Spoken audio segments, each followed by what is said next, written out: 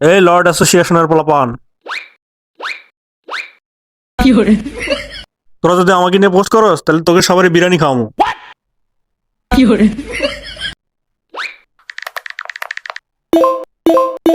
বাংলাদেশ ক্রিকেটে এত অবদান রাখা একজন ক্রিকেটারকে নিয়ে এমন মন্তব্যের জন্য তাকে প্রকাশ্যে ক্ষমা চাইতে হবে।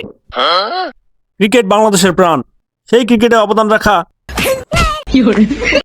তোরা কোত্থেকে বেরোলি ভাই? যখন তোদের ভাই মোস্তাফিজরে অপমান করে ফেরত পাঠাইলো তখন তো কাউরে একটা স্ট্যাটাস দিতে দেখলাম না। এখন কি মুখে খই ফুটছে না? তোদের কি লজ্জা শরম বলতে কিছু নাই? ভাই লজ্জা না থাক, মানুষের একটু বিবেক তো থাকে। যে দেশ একটা লোকের নিরাপত্তা দিতে পারছে না, পাবলিক নাকি মাঠের ভিতরে ঢুকে তাকে মারবে, সেই দেশে তোরা যে 11 জন যাবি, তোদের নিরাপত্তা কিভাবে দিবে? আর খেলা কি তোরা 11 জনই যেয়ে খেলবি? মানুষ খেলা দেখতে যাবে না, তাদের নিরাপত্তা কিভাবে দেবে? ঠিক আছে। যেই দেশ তোদের ভাইকে অপমান করে ফেরত পাঠাইলো সেই দেশের দালালি করা দালালের দালালি করতেছস তোরা। আর তুই বোকা বিশ্বসেরা অলরাউন্ডার সাকিবদের দেখে শিক্ষা হয় নাই? বাঙালি বাংলাদেশের ইতিহাসে সেরা ক্যাপ্টেন মাশরাফি ভাইকে পর্যন্ত ছাড়ে নাই, আর তুই কোন চ্যাটার?